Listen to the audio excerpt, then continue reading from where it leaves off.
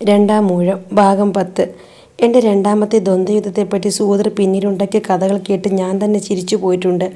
മകന് ഹിഡിംബനോളം കരുത്തുണ്ടായിരുന്നില്ല എന്നതാണ് സത്യം.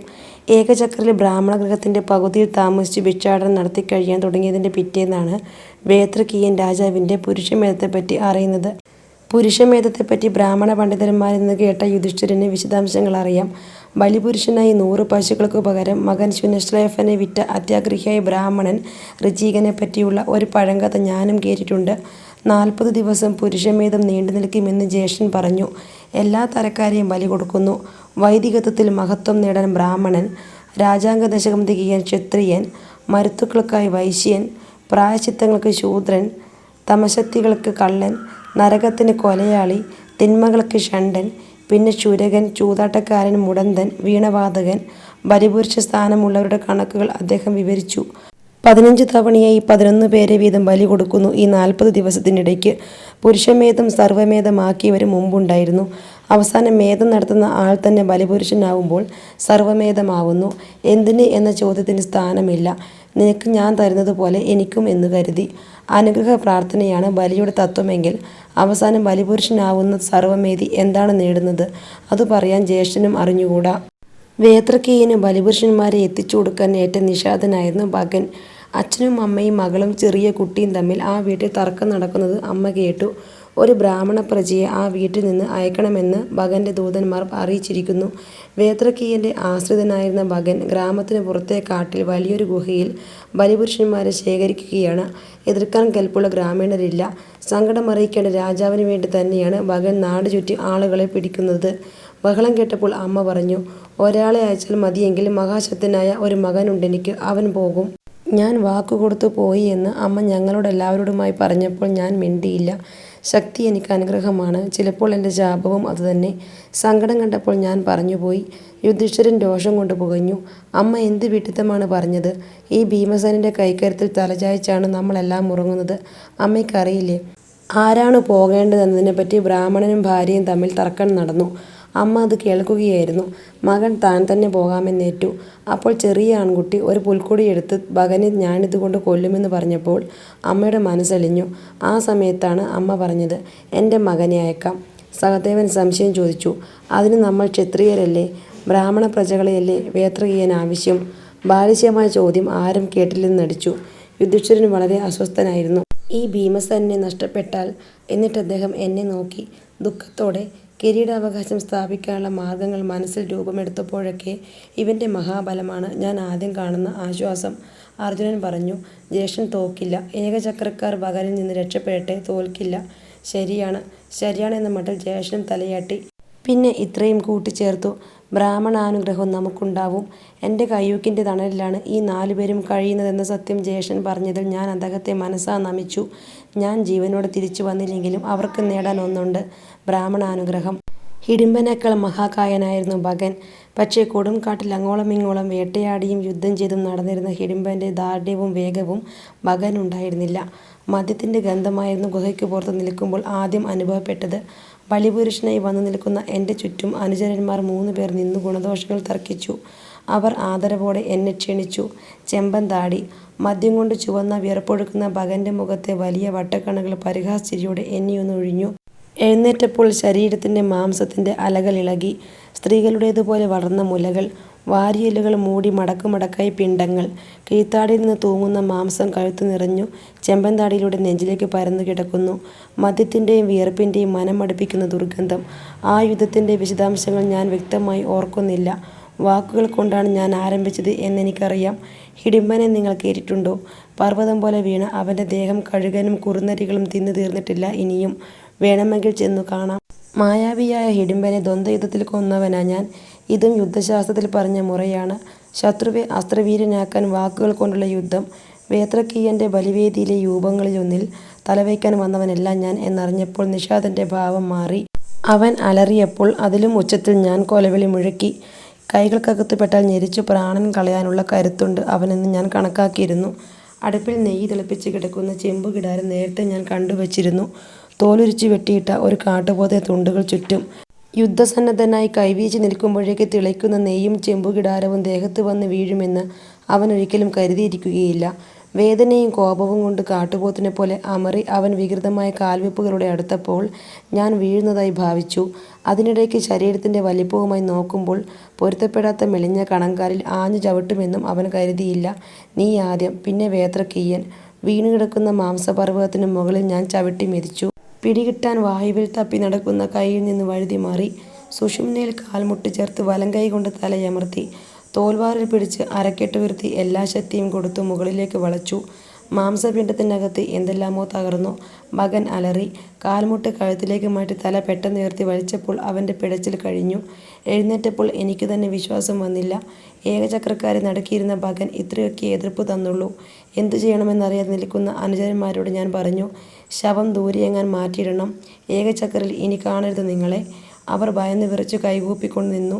ഒരു വ്യായാമം കഴിഞ്ഞ ലാഘവത്തോടെയാണ് ഞാൻ തിരിച്ചു നടന്നത്. അമ്മയ്ക്കും അതേപോലെയുള്ള ഉദാസീന ഭാവമായിരുന്നു. ഏതോ കാട്ടുപൊയ്കയിൽ പോയി വെള്ളം കൊണ്ടുവരുന്ന ജോലി തീർന്നു വന്നതുപോലെ ദ്വന്ദ്വയുദ്ധത്തിൻ്റെ വിവരണം കിട്ടാൻ നകുല സഹദേവന്മാർക്ക് അക്ഷമയുണ്ടായിരുന്നു. യുധിഷ്ഠിരൻ ആശ്വാസത്തോടെ എന്നെ ആശ്ലേഷിച്ചു. അർജുനൻ ചോദിച്ചു, കൊന്നോ? കൊന്നു. ഒറ്റയ്ക്കായപ്പോൾ അവനോട് മാത്രം പറഞ്ഞു ദ്വന്ദ്വയുദ്ധത്തിൽ ഉപയോഗിച്ച തന്ത്രങ്ങൾ. ബ്രാഹ്മണഗൃഹത്തിലെ വാസം എനിക്ക് വളരെ വേഗം മടുത്തു. പുറത്തിറങ്ങരുതെന്നാണ് യുധിഷ്ഠിരൻ്റെ നിർദ്ദേശം. കൗരവരുടെ ചാരന്മാർ എവിടെയൊക്കെയാണെന്നറിയില്ല. വാരണാവതത്തിൽ ഞങ്ങൾ മരിച്ചു എന്നത് ദുര്യോധനൻ തികച്ചും വിശ്വസിച്ചിട്ടില്ല.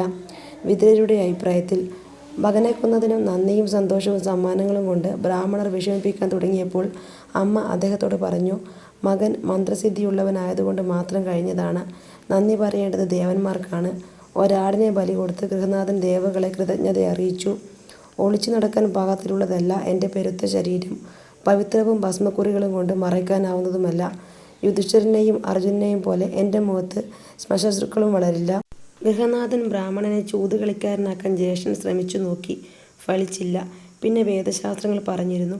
അതും ജ്യേഷ്ഠന് നേരമ്പോക്കിന് പറ്റിയ വിനോദമാണ്. ഏതോ വലിയ കുടുംബം കാലക്കേട് കൊണ്ട് ഭിക്ഷക്കിറങ്ങിയവരാണ് എന്ന് ഞങ്ങളെ ഗ്രാമീണർ കരുതി. നിർഭാഗ്യം ഞങ്ങൾക്കല്ല. ഞങ്ങൾ ജനിച്ചു വളർന്ന പ്രദേശത്തിനാണ്.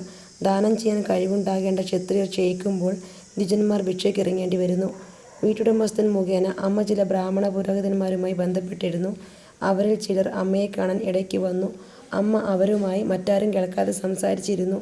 സഹദേവൻ എന്നോട് പറഞ്ഞു, ജ്യേഷ്ഠന് വിവാഹാലോചന. ഇടയ്ക്ക് ഓരോ കഷ്ണമേ ഞാൻ കേട്ടുള്ളൂ. ഭിക്ഷയെടുത്ത് ഊരു തെണ്ടുമ്പോൾ ആലോചിക്കാൻ കണ്ട കാര്യം തന്നെ വിവാഹാലോചന. ഞാനത് ഇടയ്ക്കിടെ സൂചിപ്പിക്കാൻ തുടങ്ങിയപ്പോൾ അമ്മ പറഞ്ഞു, വിവാഹം കൊണ്ട് വേണം നിങ്ങൾക്കിനി ബലം നേടാൻ. മിത്രബലമില്ലാത്തപ്പോൾ ബന്ധുബലം. ഞങ്ങൾ എത്ര നാളാണ് ഇവിടെ കഴിയാൻ പോകുന്നത്? വിതുരരുടെ ദൂതൻ ഇനി എന്നാണ് വരുന്നത്? അകലെ ഹസ്തിനപുരം കൊട്ടാരത്തിൻ്റെ പുറത്തെ ചെറിയ ഒരു ഗൃഹത്തിൽ നിന്നാണ് ഞങ്ങളുടെ യാത്രകളും നീക്കങ്ങളും നിയന്ത്രിക്കുന്ന നിർദ്ദേശങ്ങൾ വരുന്നത്. ജ്യേഷ്ഠൻ ഒരു രഹസ്യം പറഞ്ഞു. വിതുരരുടെ ചാരന്മാരും പ്രവർത്തിക്കുന്നുണ്ട്. നമ്മളൊക്കെ തീയിൽ വെന്തു എന്ന് വിശ്വസിക്കാൻ വലിയച്ഛൻ തയ്യാറില്ല. ഹിഡിംബവധം അറിയില്ല. വേത്രക്കീയൻ്റെ സേവകന് മരിച്ചതറിഞ്ഞാൽ ഒരുപക്ഷേ ദുര്യോധനൻ ഊഹിച്ചേക്കാം. എല്ലാം അദ്ദേഹം നിശ്ചയിക്കട്ടെ. വിതുരരെ പറ്റിയാണ്. ഒരു മാളത്തിൽ കാട്ടലികളെപ്പോലെ കഴിയുന്നത് ഒരു തന്ത്രമാണെന്ന് വിശ്വസിക്കാൻ ഞാൻ അപ്പോഴും തയ്യാറില്ല. തിരിച്ചുപോയി കൗരവരിൽ പ്രമുഖരെ ഒറ്റയ്ക്കൊറ്റയ്ക്ക് ദ്വന്ദ്വത്തിന് വിളിച്ചാൽ എന്ത്? അതും ക്ഷത്രിയനീതിയാണല്ലോ. വേദമന്ത്രങ്ങൾ ഒഴുകി നടക്കുന്ന അന്തരീക്ഷത്തിൽ ബ്രാഹ്മണ ഭവനങ്ങളുടെ മരംപാകിയ മേൽപ്പുരകൾ ചിന്നിക്കിടക്കുന്ന ഗ്രാമം. വരണ്ട പകലുകൾ. വേട്ടമാംസത്തിനു പകരം ഭിക്ഷ കിട്ടുന്ന ധാന്യമാണ് ഭക്ഷണം. ഒരു വൈകുന്നേരം ഞാൻ പുറത്തിറങ്ങി. ഗ്രാമത്തിനു പുറത്തെ മേച്ചിൽ പുറങ്ങളിൽ നടന്നു. ഈ കാൽവെപ്പുകൾ നിർത്താതെ കാടിൻ്റെ നേർക്ക് രാത്രി മുഴുവൻ നടന്നാലോ? എല്ലാ വിഭവങ്ങളും തരുന്ന കാട്. ഇപ്പോൾ ചെമ്പകം പൂക്കാൻ തുടങ്ങുന്ന കാട്. നീർമാതളത്തിൻ്റെ സ്നിഗ്ധതയുള്ള വനകന്യകയുടെ ശരീരം. രണ്ടാമനായ പാണ്ഡവൻ മഹാശക്തൻ സംഘം വിട്ടു എന്ന് കേട്ടാൽ ശത്രുക്കൾക്ക് എന്തു തോന്നും? ഇരുട്ടായ ശേഷമാണ് ഞാൻ തിരിച്ചെത്തിയത്. ആരും ഉറങ്ങിയിരുന്നില്ല. എന്നെ കാത്തിരിക്കുകയായിരുന്നു എന്ന് തോന്നി. അക്ഷമ അടക്കിപ്പിടിച്ച മുഖങ്ങൾ. യുധിഷ്ഠിരൻ പറഞ്ഞു, ദ്രുപദ രാജാവിൻ്റെ മകളുടെ സ്വയംവരമുണ്ട്. അതെന്നെ ബാധിക്കുന്ന ഒരു കാര്യമല്ലാത്തതുകൊണ്ട് ഒരു താല്പര്യവും തോന്നിയില്ല. ദ്രുപദൻ്റെ കൊട്ടാരം അർജുനനും ഞാനും കണ്ടതാണ്. സമ്പന്നമാണ് പാഞ്ചാലരുടെ നാട്. കുരുക്കളേക്കാൾ ശക്തർ. അഭ്യാസം കഴിഞ്ഞ കാലത്ത് ദ്രോണാചാര്യൻ ദ്രുപദൻ്റെ നേരെ പടകൂട്ടി ഇറങ്ങാൻ കൗരവ പാണ്ഡവരെ പ്രേരിപ്പിച്ചു. ചെറുപ്പത്തിൽ കൂട്ടുകാരായിരുന്ന ദ്രുപദ രാജാവും ദ്രോണരും തമ്മിൽ എപ്പോഴോ തെറ്റിപ്പിരിഞ്ഞു. അതിനു പകരം വീട്ടാൻ ശിഷ്യരിൽ പ്രമുഖരെയും കൗരവരുടെ സൈന്യത്തെയും ഉപയോഗപ്പെടുത്താനായിരുന്നു ആചാര്യൻ്റെ ഉദ്ദേശ്യം. പാഞ്ചാലത്തിൽ പകുതിയെങ്കിലും പിടിച്ചടക്കാമെന്ന് അദ്ദേഹം വ്യാമോഹിച്ചിരുന്നു. ബ്രാഹ്മണൻ എന്തിനാണ് രാജ്യവും സ്വത്തും? അതായിരുന്നു എൻ്റെ സംശയം. അത് തീർത്തു തന്നത് വിശോകനാണ്. അത് ശരിയായിരിക്കാം. ശുദ്ധ ബ്രാഹ്മണരുടെ കാര്യത്തിൽ ദ്രവ്യശുദ്ധിയും ക്രിയാശുദ്ധിയും മന്ത്രശുദ്ധിയുമുള്ള ബ്രാഹ്മണർക്ക് ധനം വേണ്ട.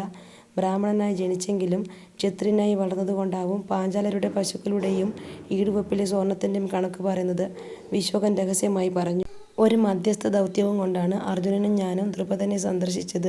ദ്രുപദൻ പഴയ തെറ്റിന് അതെന്തായാലും മാപ്പ് പറയണം ആചാര്യനോട്. അല്ലെങ്കിൽ കുരുപാണ്ഡവരും ഹസ്തിനപുരത്തിലെ സൈന്യവും കൊണ്ടാവും ഇനി ദ്രോണർ വരുന്നത്. വാർദ്ധക്യം ആരംഭിച്ചു തുടങ്ങിയെങ്കിലും ചൈതന്യം ക്ഷയിക്കാത്ത രാജാവ് ചിരിച്ചു. ഞങ്ങളെ സ്വീകരിച്ചു.